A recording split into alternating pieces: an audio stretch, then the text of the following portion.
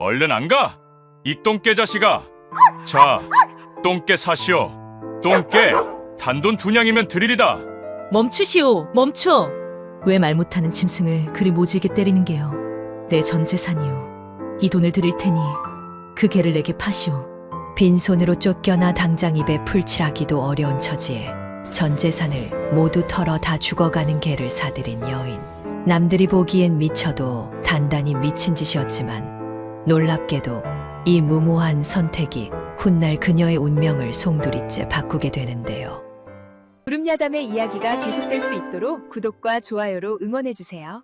그럼 오늘도 감동적인 옛 이야기 지금 바로 시작합니다. 옛날 옛적 한양 인근에 박진사댁이라는 으리으리한 기와집이 있었습니다.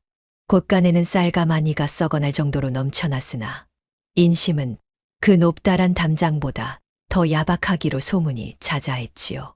동양온 거지에게 쌀 한 톨은커녕 소금을 뿌려 내쫓으니 마을 사람들의 원성이 하늘을 찌를 듯했습니다. 허나 박진사와 안방마님인 최마님은 오롯이 제 배를 불리고 곳간을 채우는 데에만 혈안이 되어 사람들의 비난 따위는 아랑곳하지 않았습니다. 이토록 매정한 박진사댁에도 한 줄기 꽃 같은 사람이 살고 있었습니다. 바로 며느리 소혜였습니다. 소혜는 본래 심성이 곱고 부지런하여 거친 하인들의 옷을 짓는 일부터 부엌의 굳은 일까지 마다하지 않았지요. 하지만 소혜는 이 집에서 짐승보다 못한 대우를 받고 있었습니다. 혼인한 지 7해가 지나도록 대를 이을 아들을 낳지 못했기 때문입니다. 설상가상으로 집안의 어른인 박진사가 손자 얼굴 한 번 보지 못하고 화병으로 세상을 뜨자 집안의 공기는 더욱 싸늘해졌습니다. 모든 권력을 쥐게 된 시어머니 최마님은 박진사의 장례를 치르자마자 소혜를 불러다 세워놓고 모진 말을 퍼부었습니다. 영감마님께서 눈도 못 감고 가신 게 다 누구 탓인지 아느냐? 태를 끊어놓은 내년 탓이다. 밥만 축내는 식충이가 따로 없어. 소혜는 시어머니의 독설이 비수처럼 가슴에 꽂힐 때마다 고개를 푹 숙이고 입술을 깨물었습니다. 남편인 박서방이라도 편을 들어주면 좋으련만 그는 아버지가 죽자 어머니의 치마폭에 더욱 깊이 숨어버렸습니다. 여보, 어머니 말씀이 틀린 것도 아니잖소. 아버님 볼 면목이 없어서 원.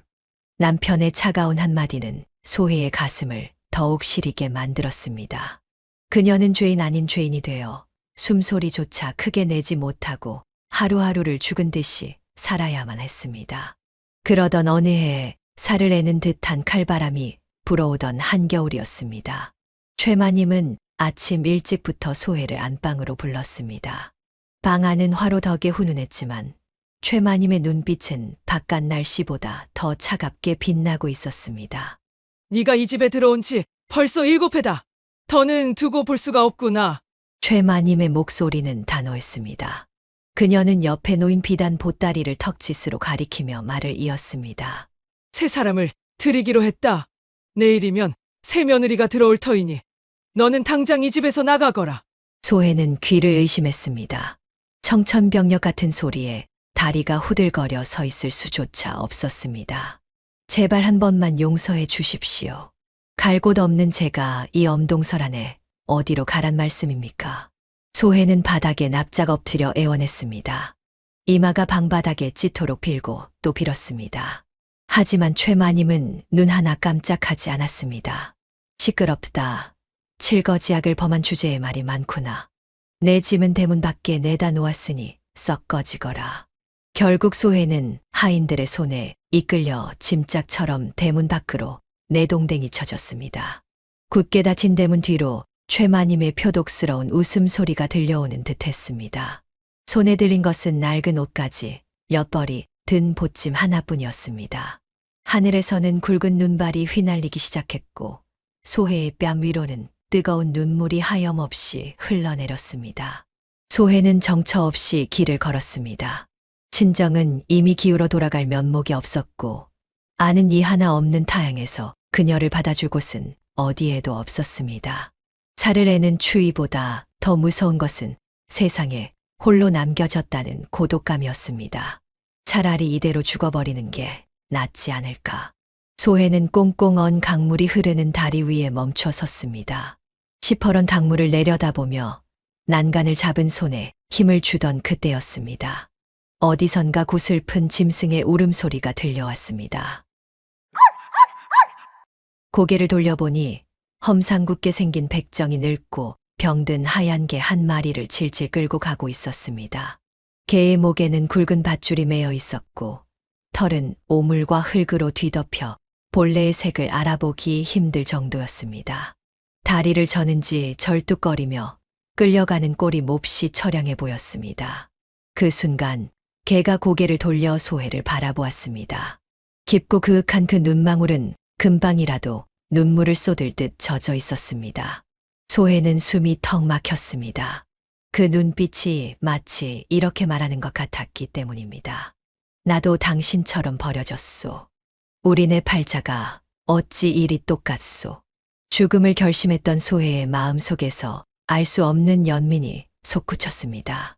칠거지하게 죄인으로 쫓겨난 자신이나 늙고 병들어 도살장으로 끌려가는 저 개나 달을 바가 무엇이겠습니까? 소해는 홀린 듯 백정에게 다가갔습니다. 이보시오, 멈추시오. 소해의 다급한 외침에 백정이 걸음을 멈추고 힐끗 뒤를 돌아보았습니다.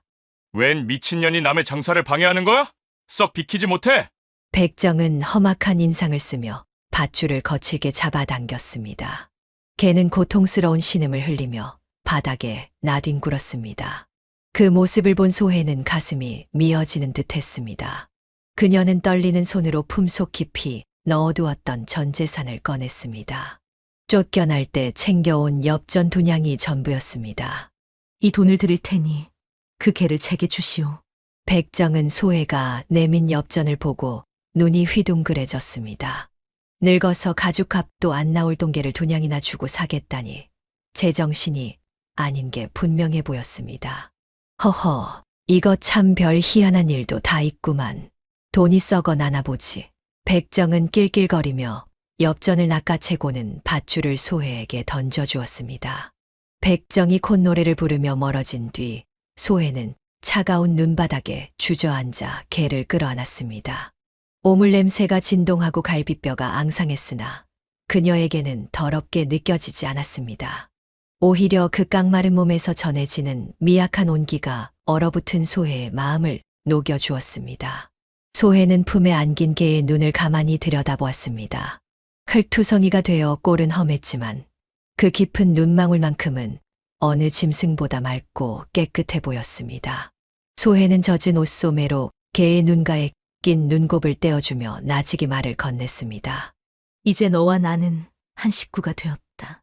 헌데 식구를 그저 개라고 부를 수는 없지 않느냐. 소해는 잠시 고민하더니 개의 머리를 부드럽게 쓰다듬으며 입을 열었습니다.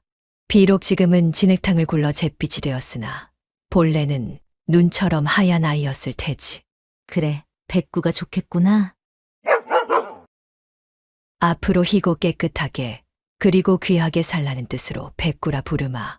소해의 말을 알아듣기라도 한 것일까요?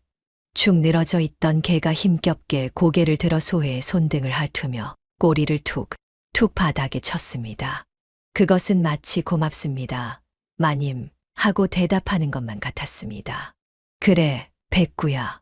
우리 둘이 의지하며 살아보자꾸나. 소해의 눈물방울이 백구의 머리 위로 뚝뚝 떨어졌습니다.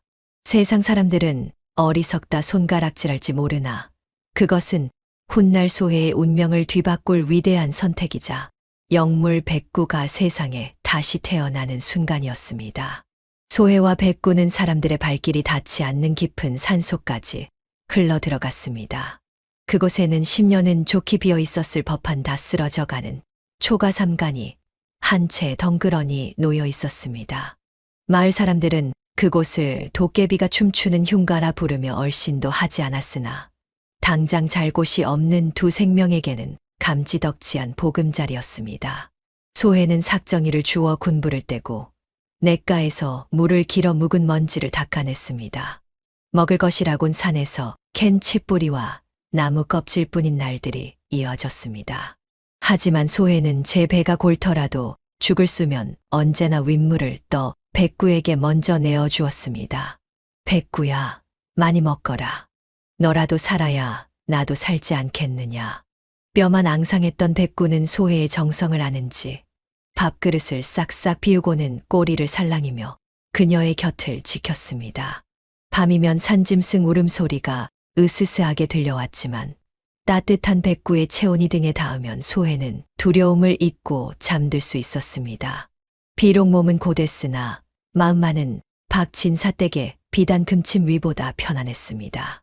짐승이라도 마음을 나누니 사람보다 낫다는 것을 그녀는 뼈저리게 느끼고 있었지요. 그러던 어느 날 밤이었습니다. 하늘에 구멍이라도 난 듯 장대비가 쏟아지고 천둥 번개가 산천을 뒤흔들었습니다.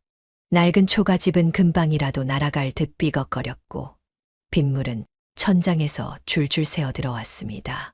소해는 방구석에 웅크리고 앉아 두려움에 떨고 있었습니다. 그때였습니다. 얌전하던 백구가 갑자기 벌떡 일어나 문 밖을 향해 짖기 시작했습니다. 평소의 순한 짖음이 아니었습니다. 마치 무언가를 경고하는 듯 날카롭고 다급한 소리였습니다. 놀란 소해가 백구를 진정시키려 다가갔다가 그만 뒤로 주저앉고 말았습니다. 어둠 속에서 번뜩이는 백구의 두 눈이 시퍼런 도깨비불처럼 푸른 안광을 뿜어내고 있었기 때문입니다. 백구야, 내 눈이 어찌 이러느냐? 백구는 대답 대신 소해의 치맛자락을 물고 거세게 문 쪽으로 끌어당겼습니다. 밖으로 나가자는 신호가 분명했습니다. 이 비바람 속에 어딜 가자는 거니? 위험하다. 하지만 백구는 요지부동이었습니다. 마치 지금 당장 나가지 않으면 큰일이라도 날 것처럼 백구는 으르렁거리는 소리까지 내며 소해를 재촉했습니다. 소해는 짐승에게서 느껴지는 알 수 없는 영험한 기운에 압도되어 홀린 듯 자리에서 일어날 수밖에 없었습니다. 한치 앞도 분간할 수 없는 칠 같은 어둠 속에서 오직 백구의 푸른 안광만이 길잡이가 되어 주었습니다. 백구는 절뚝거리는 다리로도 멈추지 않고 산비탈을 기어 올랐습니다. 백구야, 같이 가자.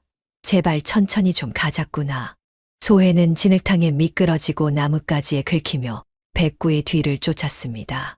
신발은 진작에 벗겨졌고 옷은 흙투성이가 되었지요. 숨이 턱끝까지 차올랐지만 백구는 멈출 기색이 없었습니다. 그들이 도착한 곳은 산 중턱에 깎아지른 듯한 절벽 아래였습니다. 비를 피할 처마 하나 없는 허허벌판이었습니다. 대체 왜 이런 곳으로 나를 이끌었을까?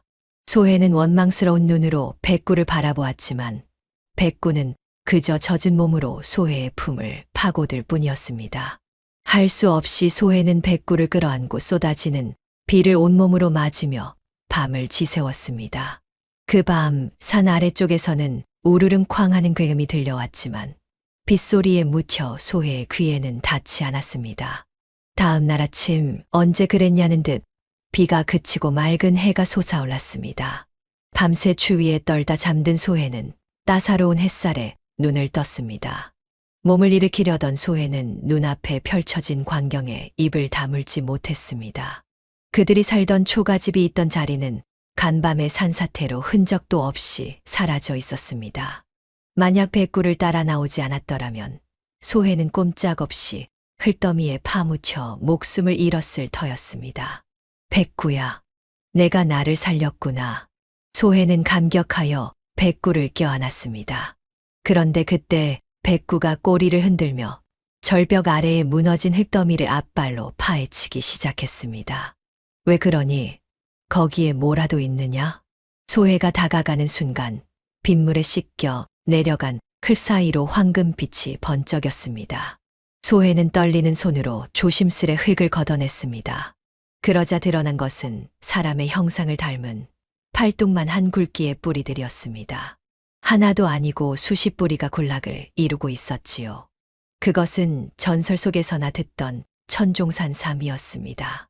시마니들도 평생에 한 번 볼까 말까 하다는 영약 중의 영약이 바로 이 도깨비터에 숨겨져 있었던 것입니다.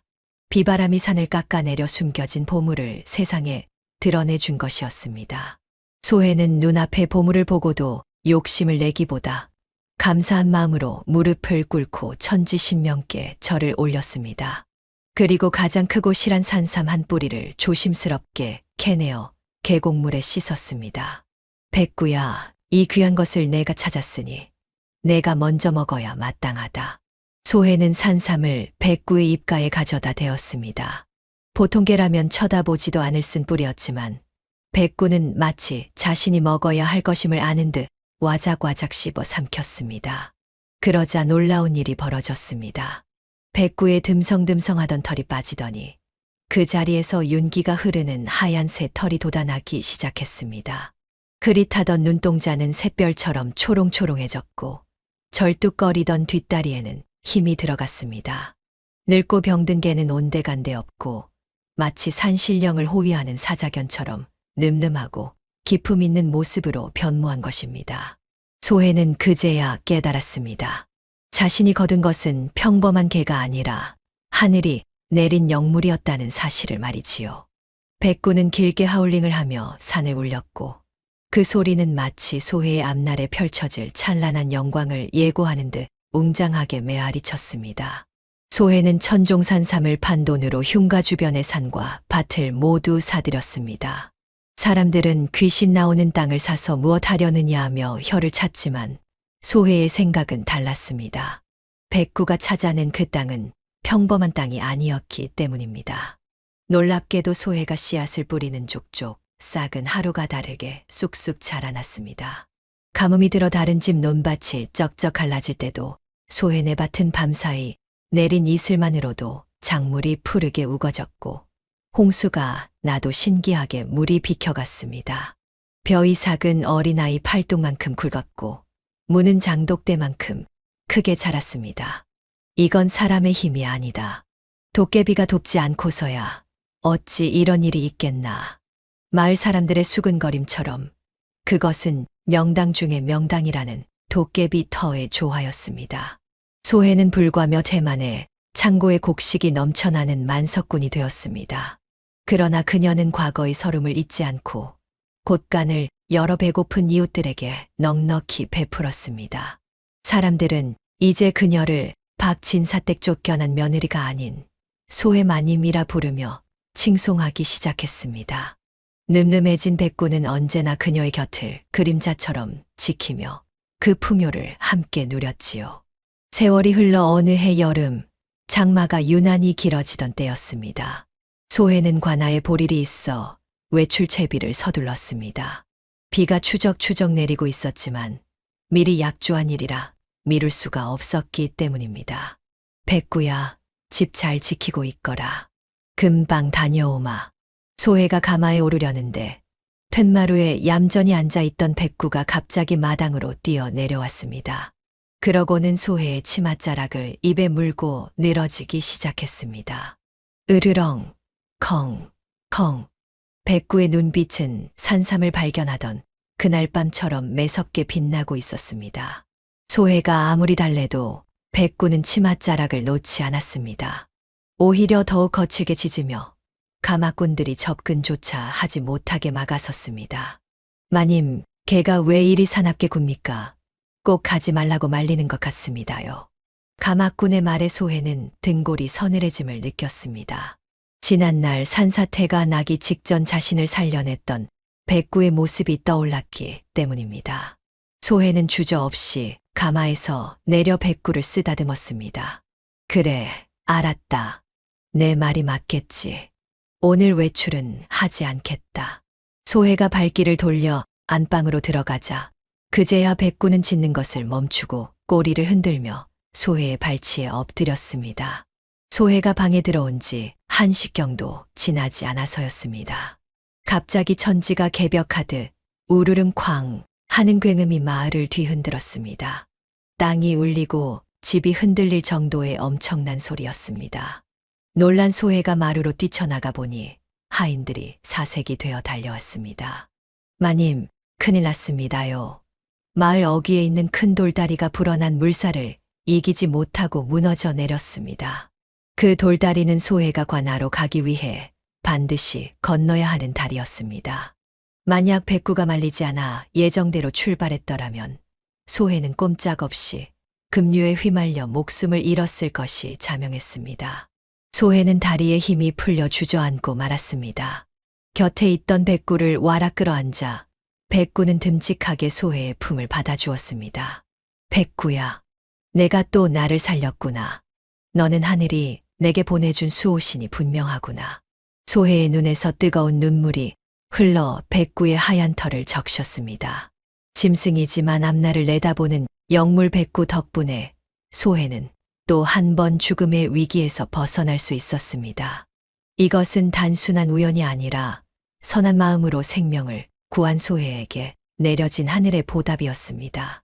한편 소혜를 쫓아낸 박진사댁의 상황은 정반대로 흘러가고 있었습니다. 최마님은 소혜를 내쫓고 들인 새 며느리, 즉 소실에게 푹 빠져 정신을 차리지 못했습니다. 여우 같은 눈웃음이 매력적인 소실은 들어온 지 1년 만에 떡두꺼비 같은 아들을 낳아 최마님의 기쁨을 샀습니다. 오냐 오냐, 내가 우리 집안의 복덩이로구나. 칠거지약을 범한 전처와는 차원이 달라. 최마님은 손자를 안고 어쩔 줄 몰라 했습니다.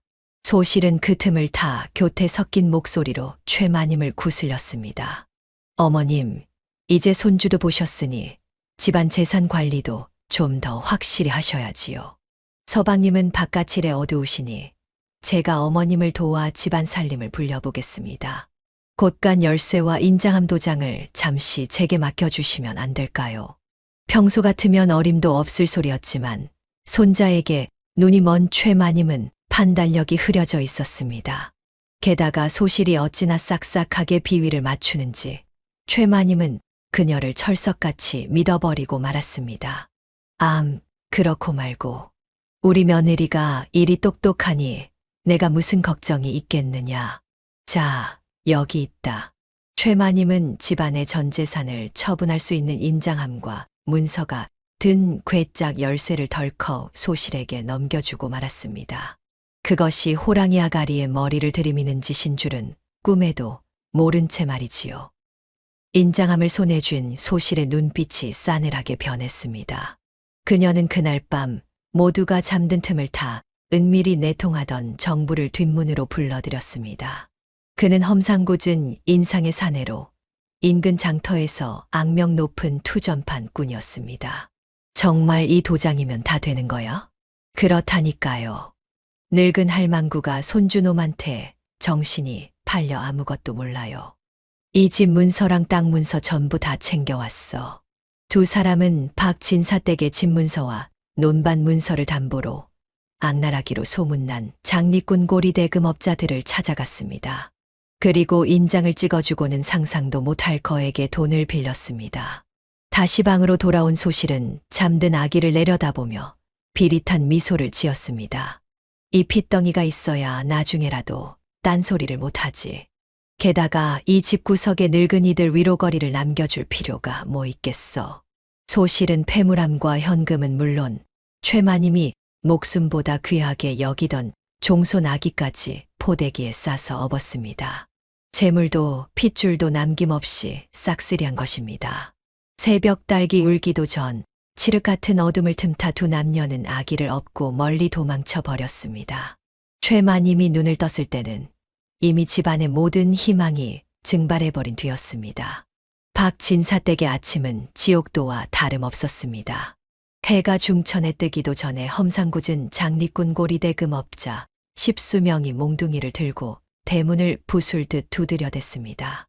이놈들아, 돈을 갚기로 했으면 갚아야지.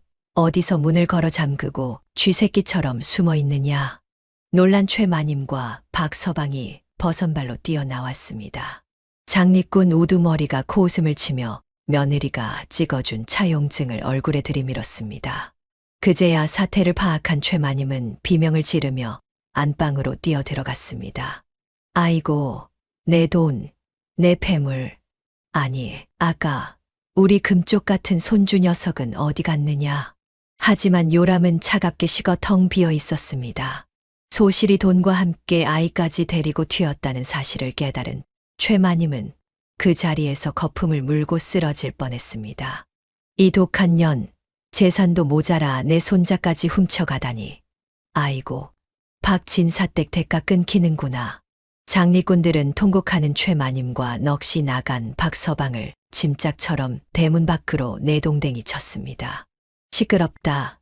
이자 대신 집을 접수한다. 당장 꺼져. 대문에는 굵은 못이 박히고 압류라는 붉은 딱지가 붙었습니다. 최마님은 닫힌 대문을 긁으며 울부짖었지만 잃어버린 재산도 납치당한 손자도 다시는 돌아오지 않았습니다. 하루아침에 알거지가 된 최마님네는 망연자실하여 길바닥에 나앉았습니다. 입고 있는 옷가지 외에는 숟가락 하나 챙기지 못한 처지였습니다. 어머니, 이제 어찌합니까? 배가 고파 죽겠습니다. 박서방은 나이 30이 넘도록 어미 치마폭에 쌓여 살던 유인이라 스스로 할 줄 아는 것이 아무것도 없었습니다. 그저 텅 빈 하늘만 멍하니 바라보며 한숨만 푹푹 내쉴 뿐이었지요. 최마님은 땅을 치며 후회했습니다. 며느리 소혜를 내쫓을 때만 해도 손자를 얻어 천하를 다 가진 듯 했으나 이제는 그 손자 때문에 전 재산을 날리고 핏줄마저 끊긴 신세가 되었으니 말입니다. 내가 미쳤지. 내가 미쳤어. 여우 같은 년에게 홀려 내 발등을 내가 찍었구나. 지나가는 사람들이 혀를 차며 손가락질했습니다. 쯔쯔 조강 지쳐 내쫓고 첩질하더니 꼴 좋다. 재산 털리고 애까지 뺏겼다지. 아무도 그들을 동정하지 않았습니다. 며칠을 굶은 최마님은 결국 자존심을 버리고 길가에 버려진 깨진 바가지를 주워 들었습니다. 곁에 아이라도 있었다면 동정표라도 얻었을 텐데 늙고 추한 모자에게 던져지는 것은 싸늘한 냉소뿐이었습니다. 그렇게 거지꼴로 몇 달을 떠돌던 어느 날이었습니다. 굶주림에 지쳐 쓰러져가는 그들에게 지나가던 행인이 귀띔을 해주었습니다. 저 고개 너머에 사는 소의 마님 댁에 가보시오. 워낙 인심이 후해서 찾아오는 거린들에게도 밥을 배불리 먹여준다더이다. 거기 가면 굶어 죽지는 않을게요. 소혜라는 이름이 나치겄지만 설마 자신들이 내쫓은 며느리의 것이라고는 꿈에도 생각하지 못했습니다. 그저 밥을 준다는 말에 눈이 뒤집힌 최마님과 박서방은 지팡이를 짚고 힘겹게 고개를 넘었습니다. 멀리서 보이는 기와집은 과거 자신들의 집보다 훨씬 크고 웅장했습니다. 곳간이 어찌나 많은지 담장 밖으로 넘쳐날 지경이었습니다. 아이고 살았다. 저 집이면 밥을 얻어먹을 수 있겠구나. 두 사람은 침을 꼴깍 삼키며 대문 앞으로 다가갔습니다. 밥 좀 줍쇼. 며칠을 굶어 죽게 생겼습니다요.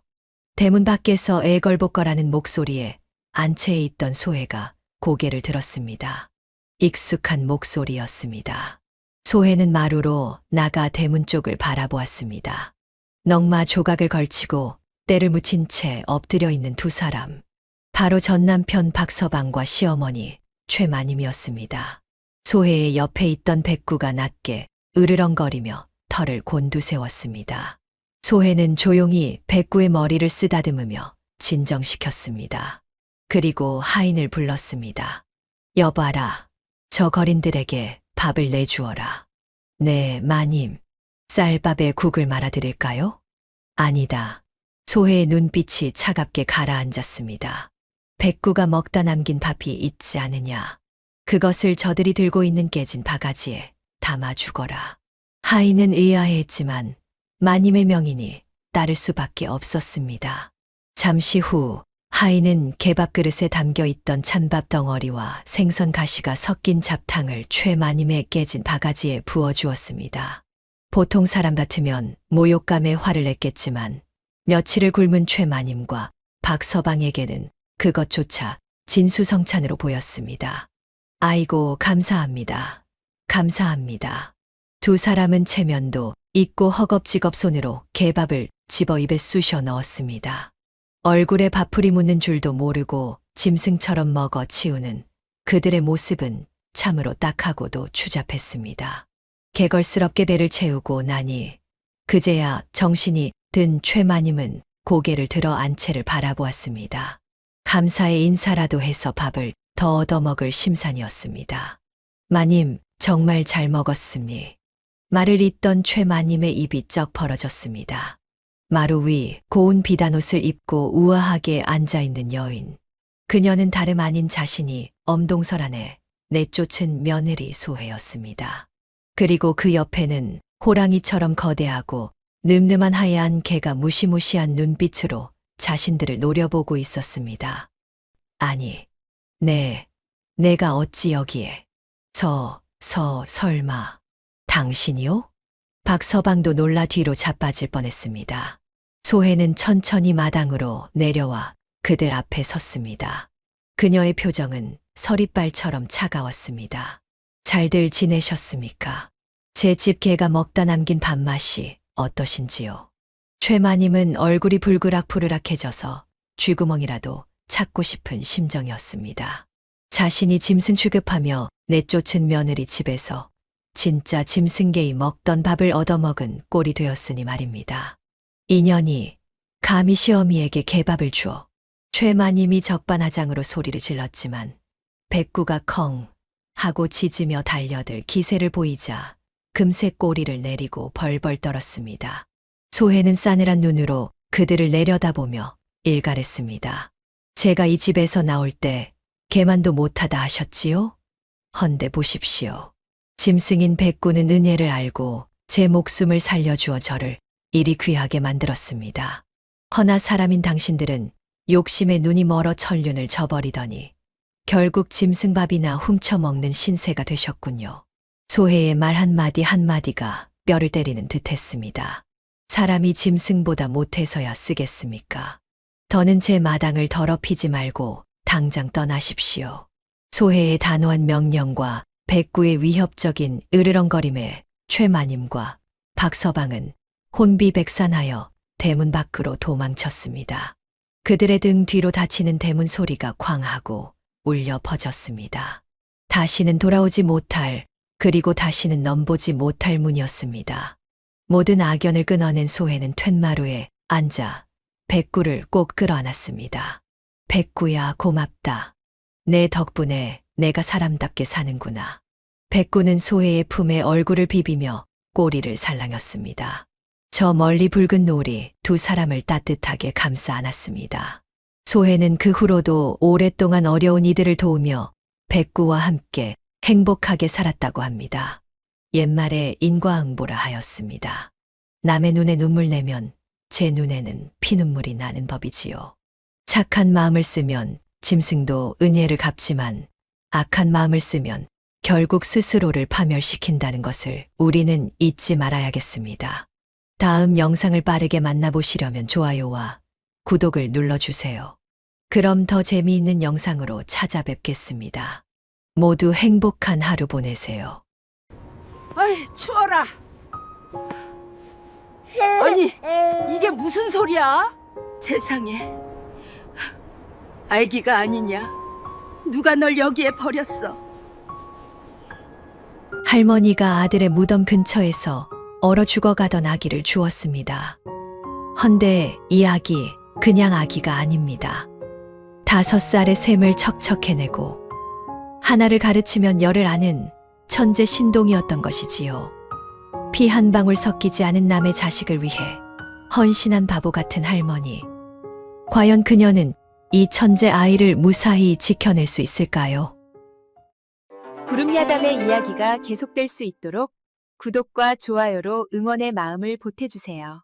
자, 그럼 오늘도 감동적인 옛날 이야기 지금 바로 시작합니다. 옛날 옛적 마포나루터 근처에 심씨라는 할머니가 살고 있었습니다.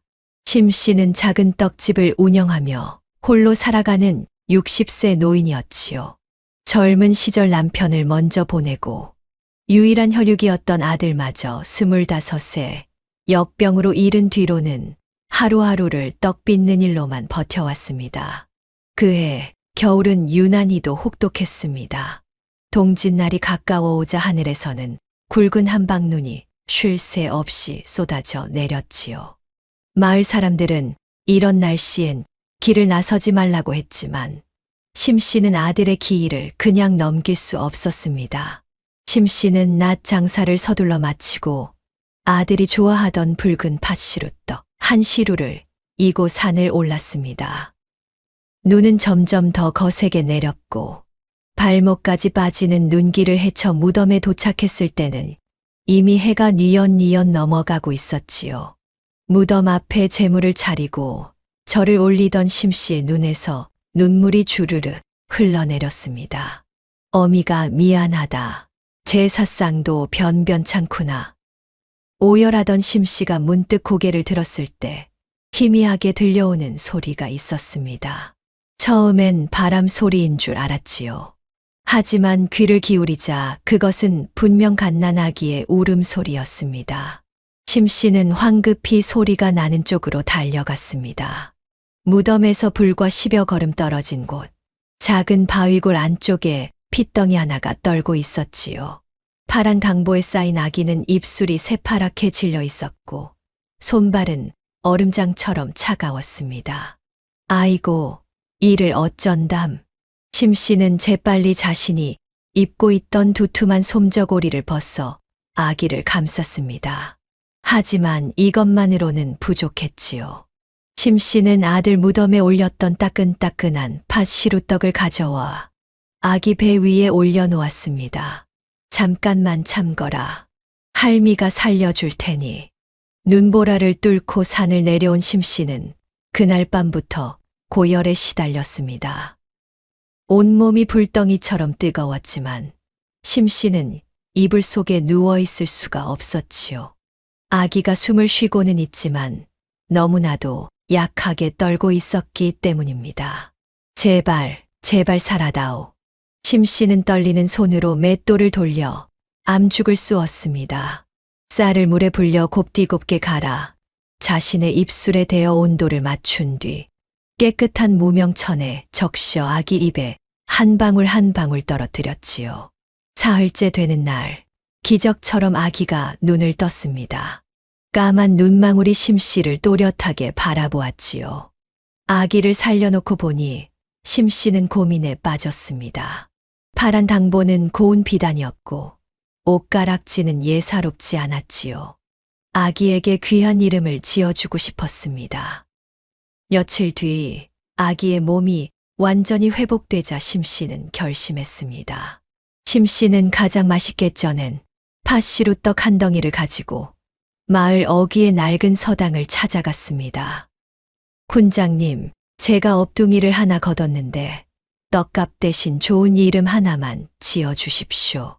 군장은 떡을 맛있게 먹고 붓으로 종이에 글자를 써주었습니다. 길도에 어질현을 써서 도현이라 하게. 바른 길을 가는 어진 사람이 되라는 뜻일세. 도현. 아이고, 감사합니다. 집에 돌아온 심씨는 아기를 안고 말했습니다. 들었냐? 너의 이름이 도현이란다. 정성껏 지어받은 이름이니 이름처럼 귀하게 자라야 한다.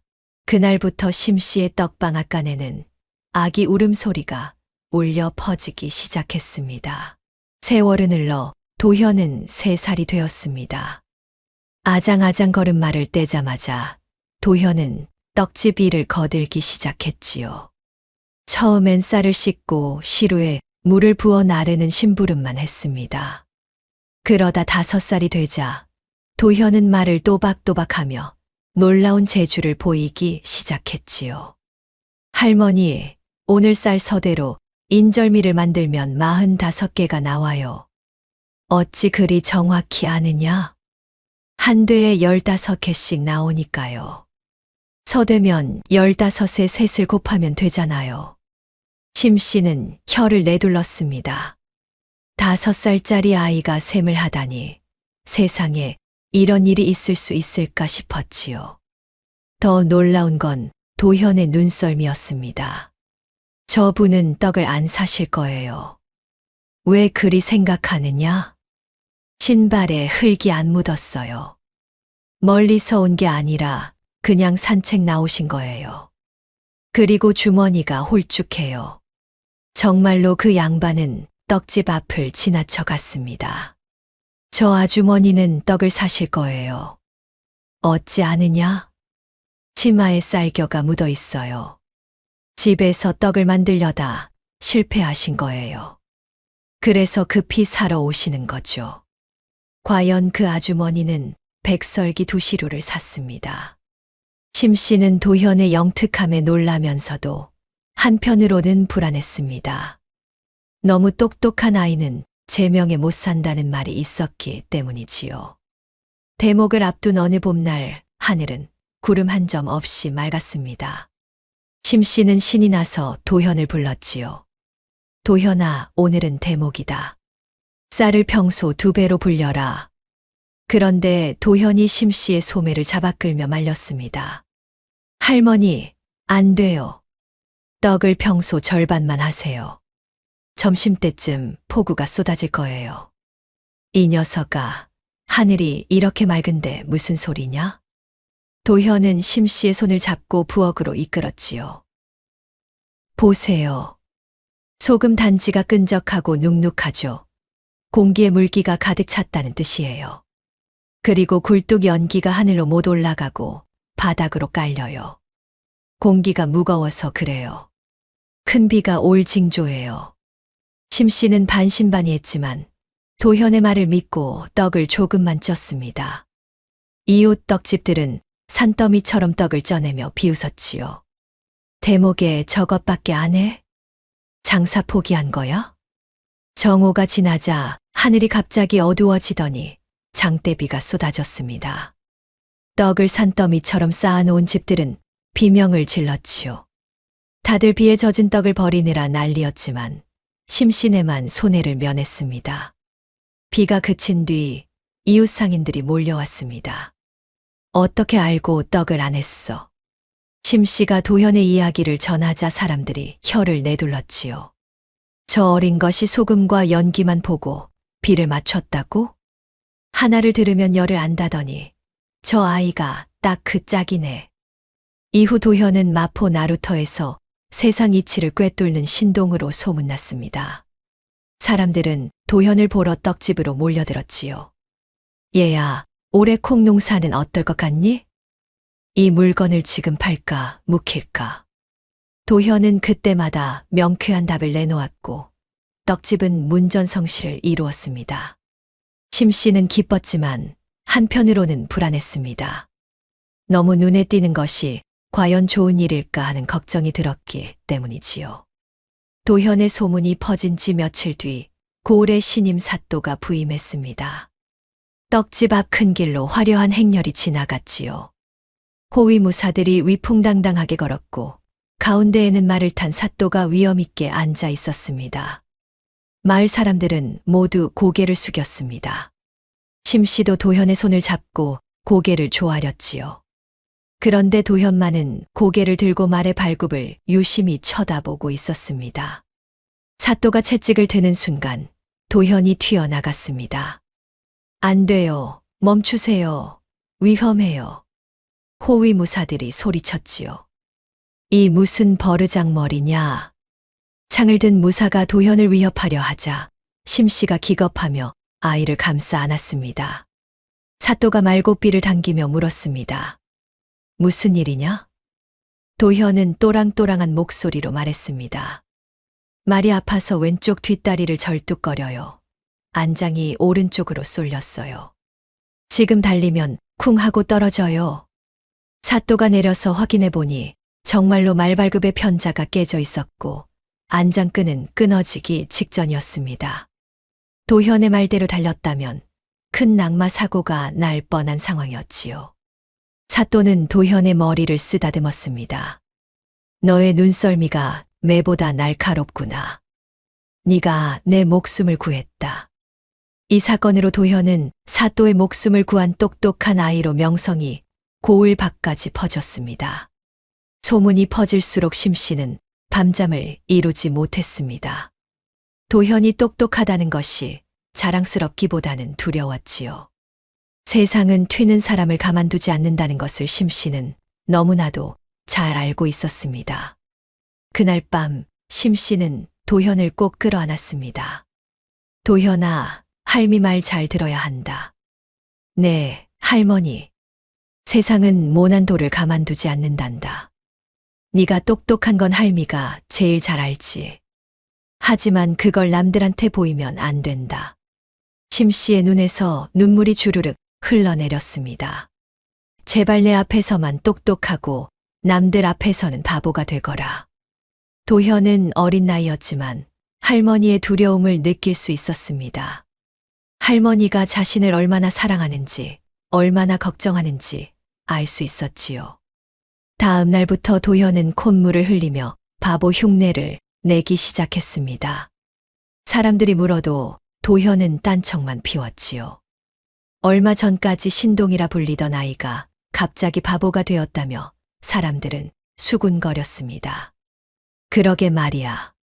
너무 똑똑하면 제명에 못 산다더니 귀신이 씌었다가 빠진 게 아닐까. 심 씨는 가슴이 아팠지만 그래도 이게 도현을 지키는 길이라 믿었습니다. 도현에게는 어릴 때부터 간직해온 보물이 하나 있었습니다. 바로 심 씨가 무덤가에서 도현을 주었을 때 강보에 함께 들어있던 작은 옷가락지였지요. 도현에게는 그것이 유일한 장난감이었습니다. 가락지는 겉으로 보기에는 평범해 보였지만 안쪽을 자세히 들여다보면 작은 글씨가 새겨져 있었습니다. 도현은 그 글씨를 손가락으로 만지며 궁금해했지요. 어느 날 도현은 심 씨에게 물었습니다. 할머니, 이 글씨가 무슨 뜻이에요? 심 씨는 글을 몰랐습니다. 평생 떡만 빚으며 살아온 사람이었지요. 하지만 도현을 위해 이웃 훈장님께 물어보았습니다. 민유방본이라 쓰여 있구려. 백성은 오직 나라의 근본이라는 뜻이요. 심 씨는 도현에게 그 뜻을 알려주었습니다. 백성이 나라의 근본이란다. 백성을 귀하게 여겨야 한다는 뜻이지. 도현은 그 말을 곰곰이 되새겼습니다. 5살 아이였지만 그 뜻을 이해하려 애썼지요. 할머니, 그럼 백성이 제일 중요한 거예요? 그렇단다. 도현은 떡집을 둘러보았습니다. 매일 떡을 사러 오는 사람들, 힘든 일을 하고 와서 떡 한 조각으로 배를 채우는 사람들. 그들이 바로 백성이었지요. 할머니는 매일 떡을 만들어서 사람들을 배불리시잖아요. 그건 장사를 하는 거란다. 할머니도 사람을 살리시는 거예요. 심 씨는 도현의 말에 웃었습니다. 이 녀석, 떡 만드는 게 무슨 사람을 살리는 일이냐. 하지만 도현은 진지했습니다. 작은 손으로 옷가락지를 꼭 쥐며 말했지요. 저도 할머니처럼 사람을 살리는 사람이 되고 싶어요. 어떻게? 배고픈 사람을 배부르게 하고, 아픈 사람을 낫게 하고, 억울한 사람을 도와주고 싶어요. 심 씨는 도현의 머리를 쓰다듬었습니다. 어린 나이에 벌써 이런 생각을 하다니 기특하면서도 한편으로는 걱정이 되었지요. 도현은 그날부터 옷가락지를 더욱 소중히 여겼습니다. 잠잘 때도 손에 쥐고 잤고 떡집 일을 도울 때도 손가락에 끼고 있었지요.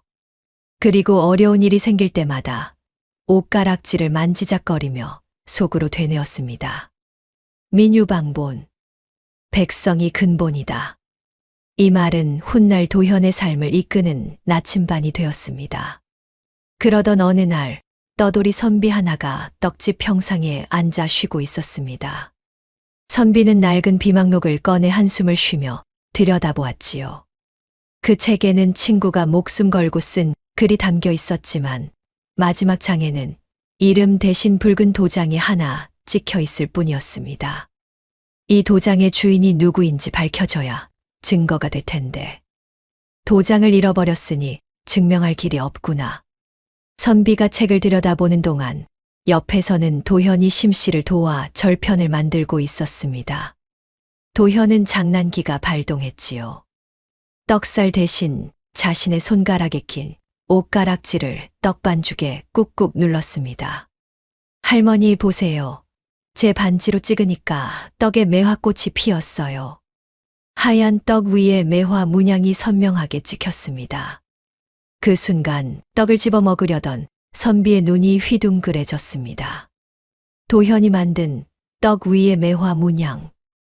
그것은 선비가 들고 있는 책 속의 붉은 도장 자국과 똑같은 모양이었지요. 그 무늬. 선비가 떨리는 손으로 책을 펼쳤습니다. 그리고 도현의 옷가락지에 붉은 팥을 묻혀 책의 빈 공간에 찍어보았지요. 기존에 찍혀 있던 도장 옆에 찍으니 쌍둥이처럼 똑같은 무늬가 나타났습니다. 선비의 손이 부들부들 떨렸습니다. 이 가락지가 그냥 반지가 아니라 자네의 인장이었구만. 옷가락지는 단순한 장신구가 아니었습니다. 도현의 친부인 이대감이 사용하던 가문 고유의 도장이었던 것이지요. 선비는 도현을 끌어안으며 눈물을 흘렸습니다. 너가 바로 증거다. 이 가락지를 가진 네가 바로 그 사람의 아들이구나. 선비는 심씨에게 조용히 말했습니다. 이 아이를 제가 가르치겠소. 아버지의 뜻을 이어받을 수 있도록 말이오. 그날부터 선비는 떡집 뒤편 작은 방에 머물며 도현을 가르치기 시작했습니다. 아침이면 도현은 스승 앞에 단정히 앉아 글을 배웠지요. 천자문을 배우고 사서삼경의 구절들을 익혔습니다. 도현아, 너의 가락지에 새겨진 한자를 읽어보거라. 도현은 또박또박 읽었습니다. 그 뜻을 알고 있지? 백성이 나라의 근본이라는 뜻이에요. 스승은 깊이 감동하며 말했습니다. 그렇다. 그것이 바로 너의 아버지께서 평생 믿으신 가르침이란다. 아버지께서는 그 믿음 때문에 목숨을 잃으셨지. 백성을 귀히 여기지 않는 권력자들을 용납하지 않으셨거든. 도현은 옷가락지를 꼭 쥐며 물었습니다. 그럼 제 아버지는 좋은 분이셨나요? 그렇단다. 세상에서 가장 올바른 분이셨지. 도현은 스승의 말을 한 글자도 놓치지 않고 새겼습니다. 그렇게 시간이 흘렀습니다. 도현은 이제 7살이 되었습니다. 글도 제법 읽을 줄 알게 되었고 스승의 가르침을 마음 깊이 새기며 자라고 있었지요. 그러던 어느 날 떡집에 예상치 못한 손님이 찾아왔습니다. 한양에서 온 홍대감이었지요. 민정시차를 핑계로 이 고을까지 내려온 것이었습니다. 화려한 관복을 입은 홍대감 뒤로 호위무사들이 즐비하게 늘어서 있었지요. 소문을 들었소. 이 떡집에 똑똑한 아이가 있다지. 심씨는 가슴이 철렁 내려앉았습니다. 도현을 숨기고 싶었지만 대감 앞에서 어찌 거짓말을 할 수 있겠습니까? 홍대감은 떡집 안으로 들어와 도현을 불러 세웠습니다. 그리고 위압적인 눈빛으로 내려다보며 물었지요. 내가 그 영특하다는 아이냐? 예, 대감 나리. 도현의 목소리는 떨리지 않았습니다. 겨우 7살밖에 안 된 아이였지만 의젓했지요. 홍대감은 코웃음을 쳤습니다. 니놈은 천안 떡집 아이인데 정치가 무엇인지 아느냐? 심씨가 급히 나섰습니다. 대감 나리, 아이가 철이 없어 하는 게 없사옵니다. 가만히 있거라. 아이에게 물었다. 홍대감의 날카로운 시선이 도현에게 꽂혔습니다. 도현은 바보 흉내를 내려 했습니다. 할머니가 시킨 대로 남들 앞에서는 바보가 되어야 했지요. 하지만 홍대감의 날카로운 시선 앞에서 그리고 스승에게 배운 것들이 머릿속을 스쳐 지나가자 입이 저절로 열렸습니다. 도현은 무의식적으로 손가락에 낀 옷가락지를 만지작거렸습니다. 그리고 또랑또랑하게 대답했지요. 정치는 떡을 고르게 나누는 것입니다. 홍대감의 눈썹이 꿈틀거렸습니다. 떡을 나눈다고? 예. 떡을 만들 때 한쪽은 크고 한쪽은 작으면 안 되잖아요. 모두에게 고르게 나눠줘야 해요. 정치도 마찬가지예요. 도현은 이어서 말했습니다. 민유방본. 백성이 오직 나라의 근본이라 배웠습니다. 그 순간 홍대감의 얼굴이 굳어졌습니다. 그 말투, 그 사상, 그 표현 방식. 모두가 홍대감이 역적으로 몰아죽인 이대감과 똑같았기 때문이지요. 홍대감의 머릿속에서 경종이 울렸습니다. 이대감은 평소에도 민유방본을 입에 달고 살았습니다. 백성이 근본이라는 그 사상 때문에 홍대감의 비리를 용납하지 않았지요.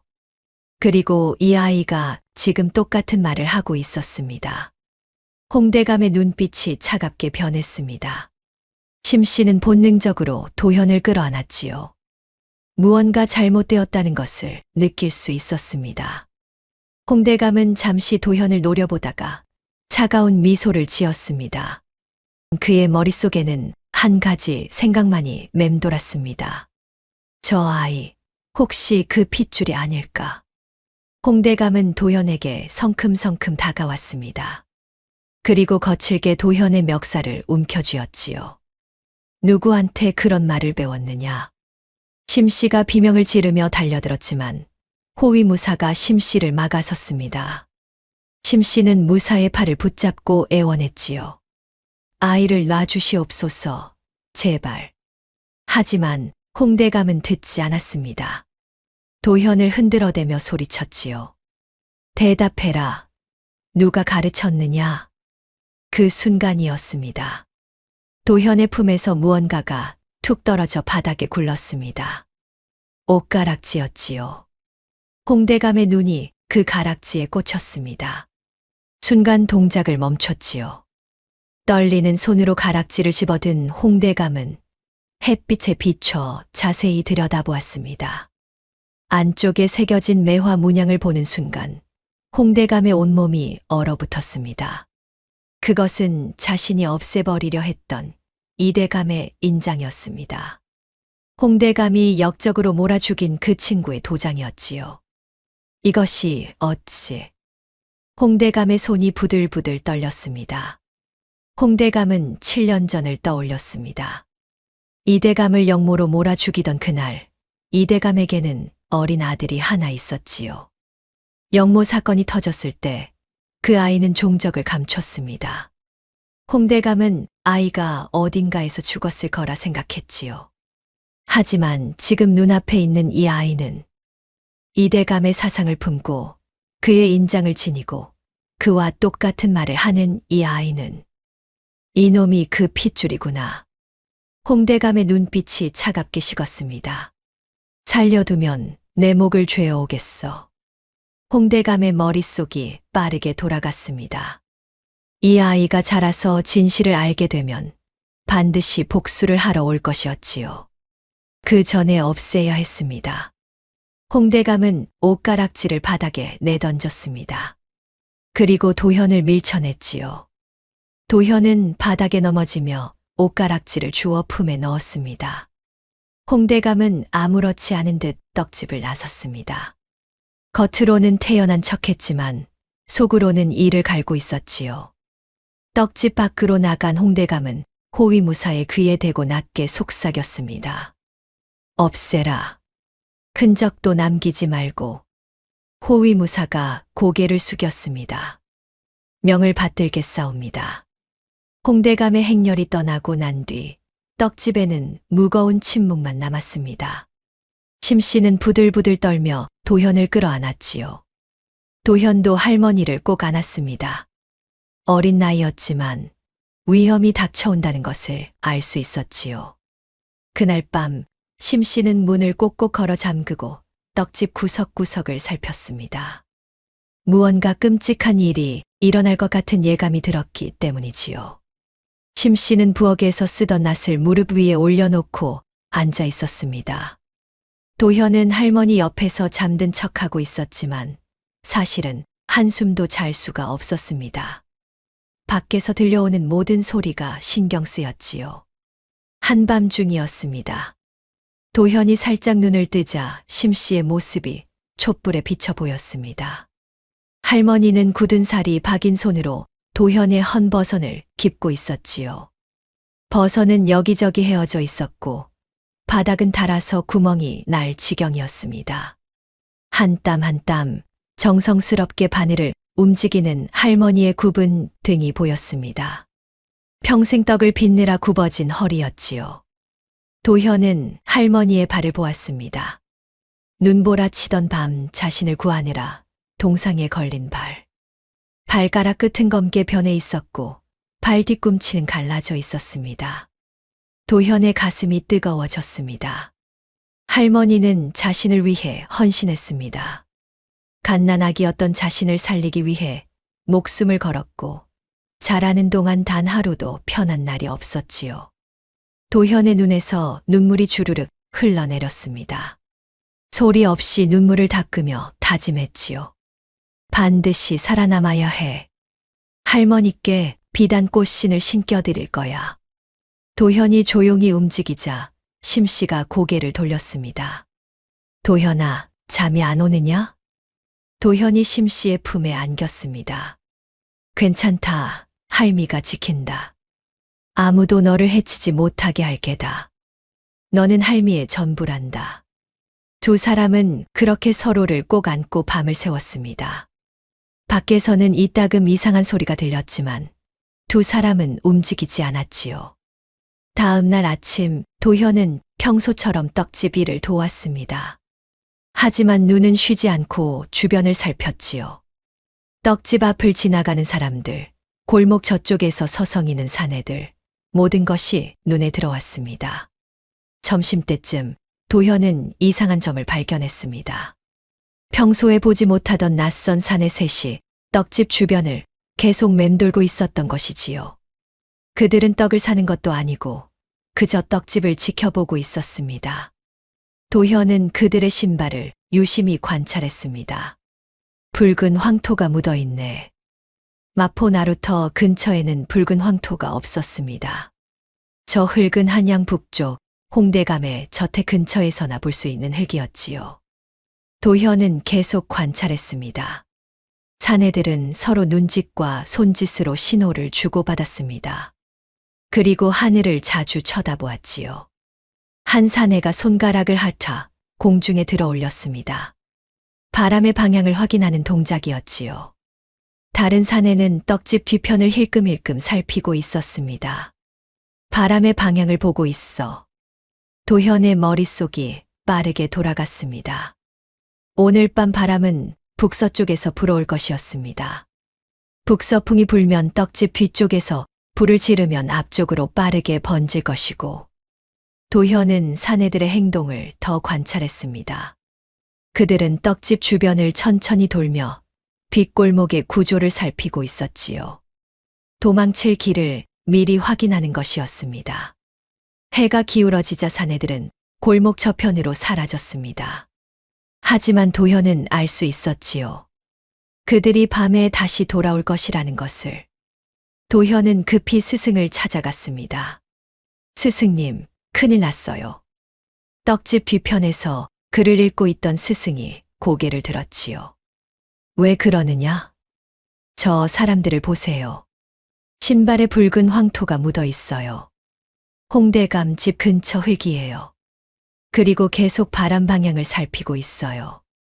스승의 얼굴이 굳어졌습니다. 도현이 이어서 말했습니다. 오늘 밤 북서풍이 불 때 저들이 불을 지르러 올 거예요. 떡집 뒤편 구조까지 다 살폈어요. 스승은 곧바로 심씨를 불러 상황을 설명했습니다. 심씨의 얼굴이 하얗게 질렸지요. 그럼 우리가 어찌해야 하느냐? 도현이 침착하게 말했습니다. 짐을 챙겨야 해요. 그리고 밤이 되면 도망쳐야 해요. 뒷문 쪽으로 빠져나가야 합니다. 스승이 고개를 끄덕였습니다. 그래, 내가 미리 뒷문 근처에 빠져나갈 곳을 만들어 놓겠다. 불이 나면 그리로 나가자. 그날 밤을 대비해 세 사람은 조용히 도망칠 준비를 시작했습니다. 심씨는 가장 소중한 물건들을 작은 보따리에 담았고, 스승은 뒷문에 사람이 빠져나갈 수 있는 구멍을 조심스럽게 만들었지요. 도현은 옷가락지와 비망록을 품에 꼭 간직했습니다. 해가 완전히 지자거리는 어둠에 잠겼습니다. 세 사람은 숨을 죽이고 그 순간을 기다렸지요. 밤이 깊어지자 북서풍이 불기 시작했습니다. 도현의 예측대로였지요. 세 사람은 보찜을 챙겨 뒷문 근처에서 숨을 죽이고 기다렸습니다. 한밤중 어둠 속에서 인기척이 들렸습니다. 홍대감의 사병들이 떡집 뒤편으로 살금살금 다가왔지요. 그들은 사방을 두리번거리더니 떡집 벽에 불을 붙이기 시작했습니다. 타닥타닥 불꽃이 튀기는 소리가 들렸습니다. 순식간에 불길이 치솟았습니다. 매캐한 연기가 방 안으로 스며들어왔지요. 북서풍이 불길을 더욱 거세게 만들었습니다. 지금이다. 스승의 속삭임에 세 사람은 뒷문 개구멍을 통해 기어 나왔습니다. 밖으로 나온 순간 뜨거운 열기가 얼굴을 때렸습니다. 불길은 이미 떡집 전체를 집어삼키기 시작하고 있었지요. 하지만 몇 걸음 가지 못해 심씨가 발을 멈췄습니다. 뒤를 돌아보니 떡집 전체가 불길에 휩싸이고 있었지요. 활활 타오르는 불길 속에서 모든 것이 사라지고 있었습니다. 남편과 함께 일군 터전, 아들을 키운 그곳, 도현과 함께한 모든 추억이 제가 되어가고 있었지요. 떡을 찌던 시루, 방아를 찢던 맷돌, 도현이 처음 걸음마를 뗀 마당, 모든 것이 불길에 휩싸여 사라지고 있었습니다. 심씨는 그 자리에 얼어붙었습니다. 발이 떨어지지 않았지요. 심씨의 눈에서 눈물이 주르륵 흘러내렸습니다. 그때 떡집 안에서 굉음이 들렸습니다. 천장이 무너지는 소리였지요. 목숨이 중합니다. 훗날을 도모해야 합니다. 스승이 심씨의 팔을 잡아 끌었습니다. 심씨는 눈물을 머금고 도현의 손을 꼭 쥐었습니다. 그리고 마지막으로 불타는 떡집을 바라보았지요. 가자, 도현아. 세 사람은 어둠 속으로 달렸습니다. 뒤에서는 자객들의 고함 소리가 들렸습니다. 놈들이 도망쳤다. 찾아라. 뒷문 쪽이다. 저쪽을 수색해라. 심씨는 도현의 손을 놓지 않았습니다. 평생 떡 빚던 그 악력으로 도현의 손을 꼭 쥐고 달렸지요. 불빛이 점점 멀어졌습니다. 하지만 자객들의 발소리는 점점 가까워지고 있었습니다. 숨을 헐떡이며 달리던 세 사람이 갈림길에 섰습니다. 왼쪽은 산으로 가는 길이었고 오른쪽은 강가로 가는 길이었지요. 심씨가 왼쪽을 가리키며 말했습니다. 산으로 가자. 숲에 숨으면 찾기 어려울 게다. 하지만 도현이 심씨의 팔을 붙잡았습니다. 왜 그러느냐? 도현은 잠시 두 길을 번갈아 보았습니다. 산길은 가파르고 험했지만 숨을 곳이 많아 보였지요. 하지만 도현의 머릿속은 다르게 돌아가고 있었습니다. 저 사람들은 우리가 산으로 갈 거라 생각할 거예요. 분명히 산길에 매복하고 있을 거예요. 스승이 고개를 끄덕였습니다. 맞는 말이다. 도망치는 사람은 이래 산으로 가기 마련이지.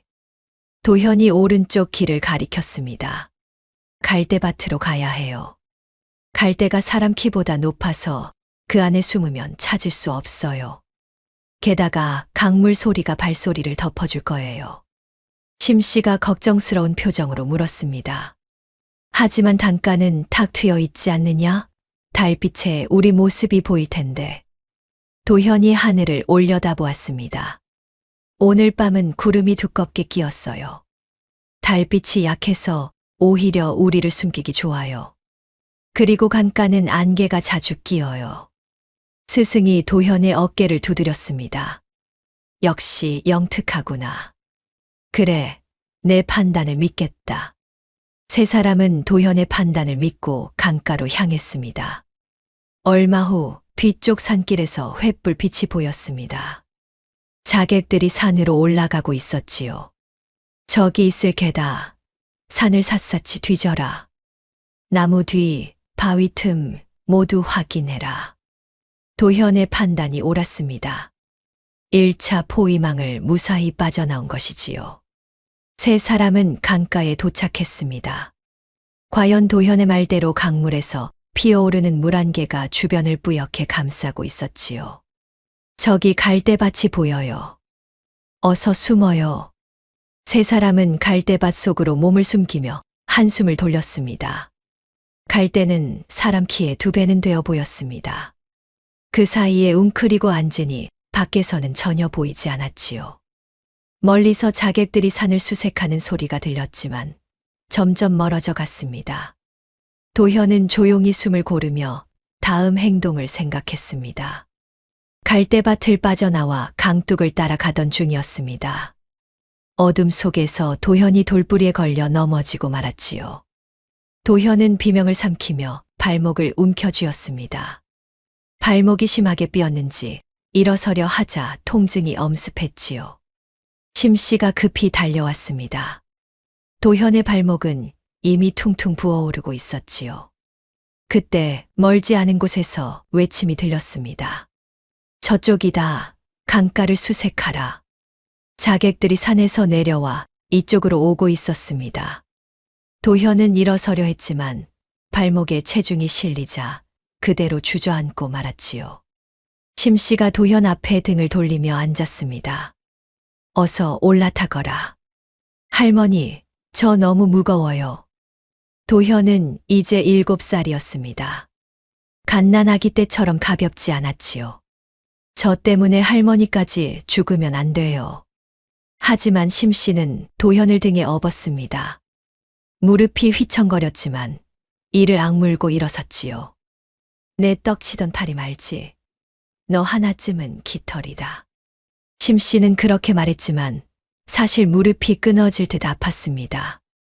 60이 넘은 노인의 몸으로 다 큰 아이를 업는다는 것은 보통 일이 아니었지요. 하지만 심씨는 멈추지 않았습니다. 한 걸음, 두 걸음. 땀이 비 오듯 쏟아졌습니다. 숨이 턱까지 차올랐지요.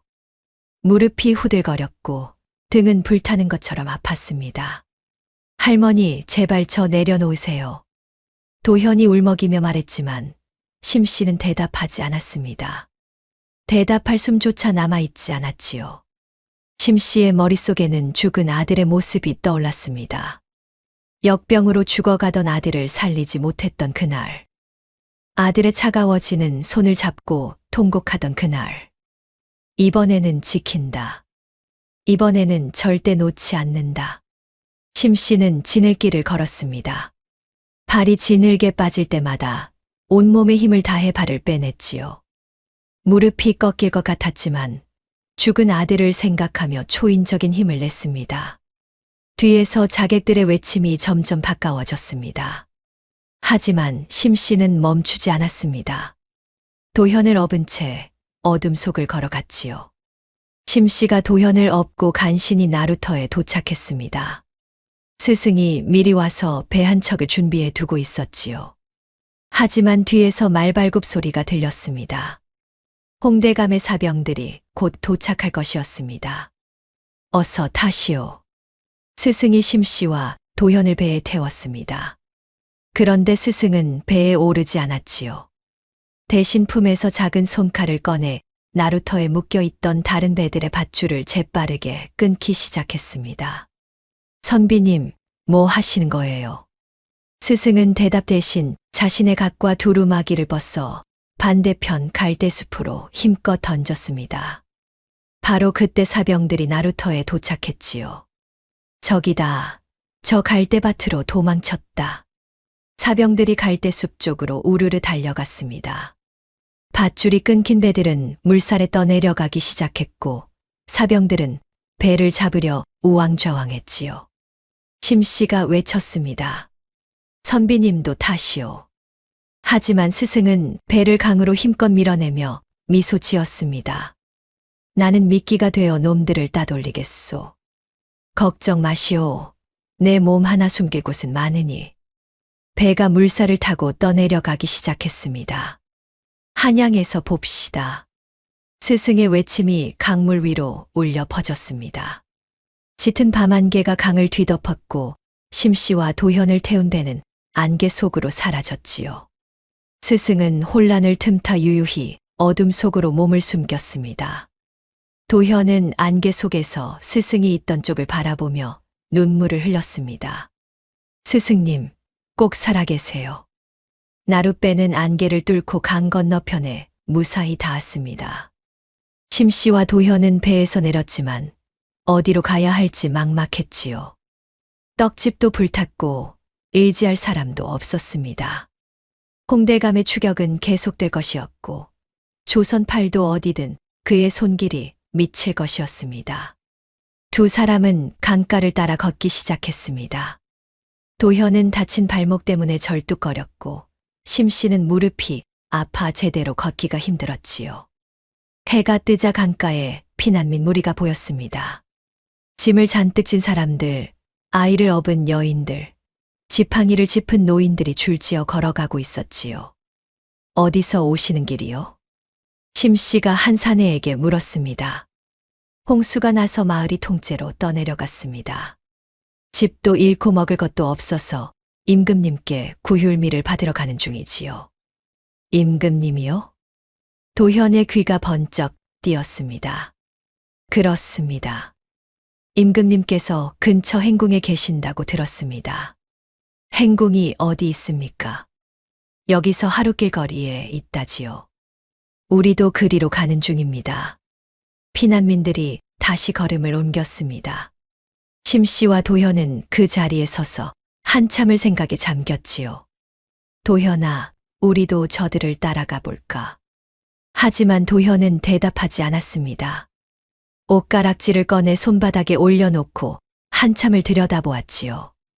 도현의 머릿속이 빠르게 돌아갔습니다. 도망친다고 해결될 일이 아니었습니다. 이대로 숨어 산다면 평생 숨어 살아야 했지요. 홍대감은 조선팔도 어디든 손을 뻗칠 수 있는 권력자였습니다. 도현은 품속에서 비망록을 꺼냈습니다. 아버지가 목숨을 걸고 남긴 증거였지요. 그리고 스승님이 7년 동안 지켜온 기록이었습니다. 이것으로 진실을 밝혀야 해. 도현은 결심을 굳혔습니다. 할머니, 이제 도망 안 가요. 심씨의 눈이 커졌습니다. 무슨 소리냐? 도현은 옷가락지를 꼭 쥐며 말했습니다. 평생 도망치며 살 수는 없어요. 옷가락지에 쓰여 있잖아요. 백성이 근본이라고. 백성인 저희가 억울하면 임금님께서 들어주실 거예요. 심씨는 도현의 눈을 보았습니다. 7살 아이의 눈이라고 믿기 힘들 정도로 단호하고 결연했지요. 다음 날 아침 두 사람은 행궁을 향해 걸음을 옮겼습니다. 하루 종일 걸어서 해질 무렵 행궁이 보였습니다. 품속에는 아버지의 옷가락지와 비망록이 있었고 가슴 속에는 민유방본이라는 신념이 있었습니다. 도현은 행궁 정문 앞에 섰습니다. 그리고 깊게 숨을 들이마셨지요. 이제 시작이다. 도현은 문지기에게 다가갔습니다. 임금님을 뵙고 싶습니다. 문지기가 코웃음을 쳤지요. 어린 것이 무슨 헛소리냐. 썩 물러가거라. 하지만 도현은 물러서지 않았습니다. 대신 옆에 걸려있는 징을 보았지요. 격쟁의 징이었습니다. 백성이 억울함을 호소하기 위해 징을 쳐서 임금의 행차를 멈추는 것이었지요. 도현은 징체를 들었습니다. 땡땡땡. 징 소리가 행궁 전체를 울렸습니다. 이놈, 감히. 문지기들이 달려들었지만 도현은 계속 징을 쳤지요. 행궁 안에서 소란이 일었습니다. 격쟁의 징 소리에 임금이 나오지 않을 수 없었지요. 얼마 후 행궁문이 열리며 임금의 행차가 나왔습니다. 호위무사들이 도현을 에워쌌지만 임금이 손을 들어 막았습니다. 어린아이가 무슨 일로 격쟁을 울렸느냐? 바로 그때 행궁에서 한 사람이 뛰쳐나왔습니다. 홍대감이었습니다. 홍대감의 얼굴이 새하얗게 질려 있었지요. 이미 죽었다고 생각한 아이가 임금 앞에 나타난 것이었습니다. 당장 베어야 합니다. 저놈은 역적 이대감의 자식이옵니다. 하지만 임금은 도현의 눈을 보았습니다. 7살 아이의 눈빛이라고는 믿기 힘들 정도로 결연했지요. 두려움도 있었지만 그보다 더 강한 의지가 담겨 있었습니다. 아이의 말을 들어보겠노라. 전하, 안 되옵니다. 홍대감이 다급하게 말했지만 임금은 손을 저었습니다. 짐이 직접 판단하겠노라. 아이야, 무슨 일이냐? 도현은 땅에 엎드려 큰절을 올렸습니다. 그리고 품에서 비망록을 꺼내 들었지요. 이것은 저희 아버지 이대감께서 남기신 비망록이옵니다. 홍대감의 비리가 모두 기록되어 있사옵니다. 홍대감이 버럭 소리쳤습니다. 거짓이옵니다. 조작된 가짜 책이옵니다. 저런 것을 어찌 믿으시렵니까? 임금이 비망록을 받아 펼쳐보았습니다. 하지만 마지막 장에는 이름이 없고 도장만 찍혀 있었지요. 이것이 진짜라는 증거가 무엇이냐? 도현은 침착하게 말했습니다. 이 책이 진실이라는 증거가 여기 있사옵니다. 도현은 옷가락지를 꺼냈습니다. 그리고 옆에 있던 붉은 인주를 묻혔지요. 조심스럽게 비망록의 빈 공간에 옷가락지를 꾹 눌러 찍었습니다. 선명한 매화 무늬가 나타났습니다. 그리고 책에 원래 찍혀 있던 빛바랜 도장 자국과 완벽하게 일치했지요. 좌중이 술렁였습니다. 도장이 똑같사옵니다. 저것이 이대감의 인장이옵니다. 임금도 놀란 표정으로 두 도장을 비교해 보았습니다. 크기도 무늬도 모든 것이 완벽하게 일치했지요. 도현은 이어서 장부를 펼쳤습니다. 홍대감은 3년간 세곡 1만 석을 빼돌렸사옵니다. 도현은 복잡한 숫자들을 암산으로 풀어내기 시작했습니다. 첫 해의 세곡은 1만 2천 석이 들어와야 하나 9천 석만 창고에 들어갔사옵니다. 차이는 3천 석이옵니다. 둘째 해에는 1만 3천 석이 들어와야 하나 9,500석만 기록되었사옵니다. 차이는 3,500석이옵니다. 셋째 해에도 마찬가지로 3,500석이 빠졌사옵니다. 도현은 손가락으로 하나하나 세며 말했습니다. 합하면 1만 석이옵니다. 여기 기록된 세곡과 실제 창고에 들어간 세곡의 차이가 정확히 일치하옵니다. 임금은 아이의 천재성에 감탄했습니다. 7살 아이가 이렇게 복잡한 계산을 머릿속으로 해낸다는 것이 믿기지 않았지요. 놀랍구나. 어린 나이에. 홍대감은 식은땀을 흘리며 뒷걸음질 쳤습니다. 홍대감이 궁지에 몰렸습니다. 물증도 있고 도현의 논리도 명확했지요. 하지만 홍대감은 끝까지 발악했습니다. 말도 안 되는 소리옵니다. 홍대감의 목소리가 떨렸습니다. 도장은 훔친 것이고 장부는 아이의 억지일 뿐이옵니다. 7살짜리 아이의 말을 어찌 믿으시렵니까? 임금이 미간을 찌푸렸습니다. 그렇다면 홍대감, 너가 결백하다는 증거를 대어라. 소인은 평생 충성을 다했사옵니다. 이 아이는 역적의 자식으로 저를 모함하려는 것이옵니다. 홍대감이 땅을 치며 울부짖었지요. 증인을 대시오. 증인도 없이 어찌 사람을 죄인으로 몰 수 있사옵니까? 바로 그때였습니다. 여기 산 증인이 있소. 우렁찬 목소리가 어전을 울렸습니다. 한 선비가 당당한 걸음으로 어전으로 걸어 들어왔습니다. 도현의 눈이 휘둥그레졌습니다. 스승님이었습니다. 나루터에서 헤어진 뒤 한양으로 와서 이 순간을 기다리고 있었던 것이지요. 홍대감의 얼굴이 새하얗게 질렸습니다. 내 놈이 어찌. 스승이 임금 앞에 무릎을 꿇었습니다. 소인은 이대감의 벗이었사옵니다. 모든 진실을 알고 있사옵니다. 스승은 차분하게 증언하기 시작했습니다. 홍대감이 버럭 소리쳤습니다. 그대의 말만으로는 부족하다. 다른 증거를 대라. 스승이 품에서 낡은 서찰을 꺼냈습니다. 이것은 이대감께서 소인에게 보낸 마지막 편지옵니다. 임금이 서찰을 받아 읽었습니다. 그리고 고개를 끄덕였지요. 물증, 논리, 증인. 세 가지가 모두 갖춰졌습니다. 홍대감은 그 자리에 주저앉았습니다. 더 이상 변명할 여지가 없었지요. 임금이 녹이 띤 목소리로 명했습니다.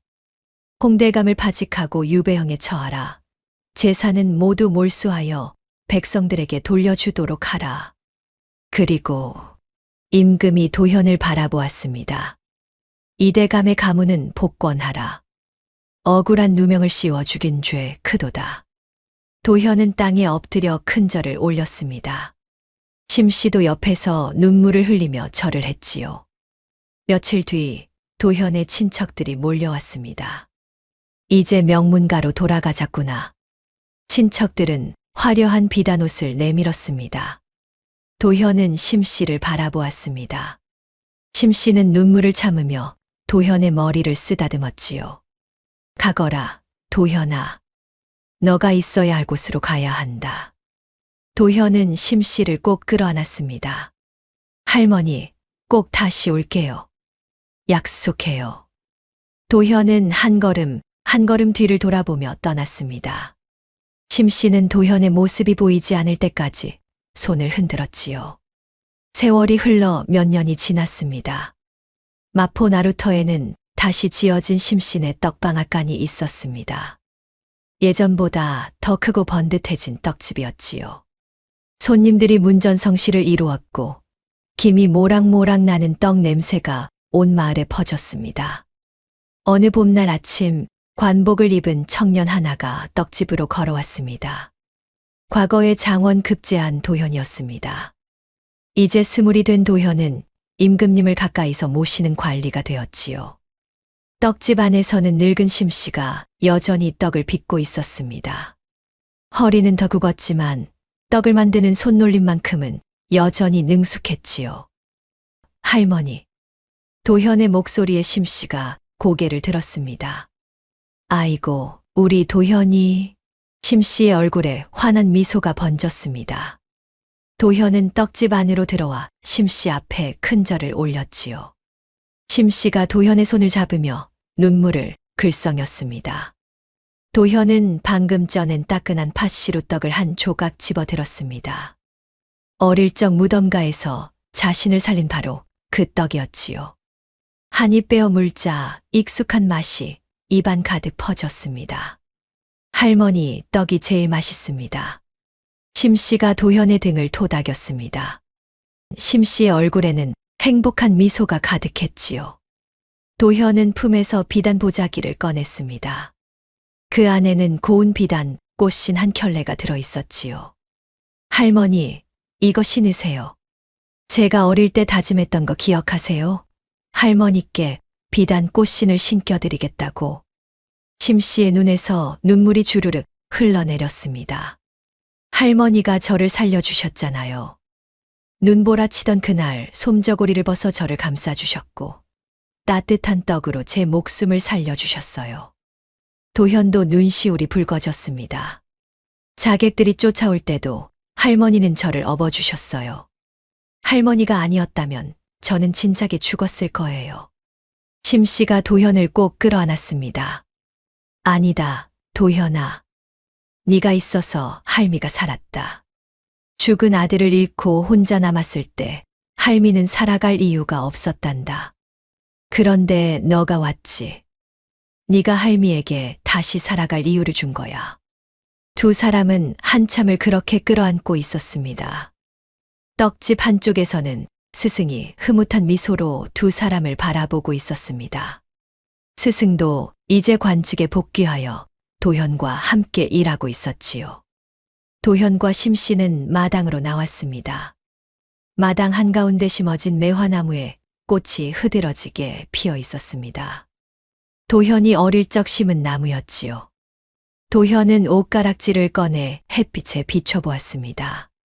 가락지 안쪽의 글귀가 햇살에 반짝였지요.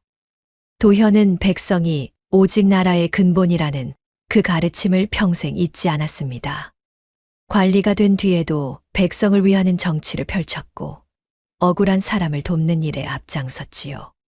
두 사람은 손을 맞잡고 활짝 웃었습니다. 세상에는 피로 맺어진 가족도 있지만 사랑으로 맺어진 가족도 있습니다. 진정한 가족은 혈연이 아니라 마음으로 이어진다는 것을 도현은 보여주었습니다. 다음 영상을 빠르게 만나보시려면 좋아요와 구독을 눌러주세요. 지금 화면에 나오는 구름야담의 더 재미있는 영상들도 함께 해주세요.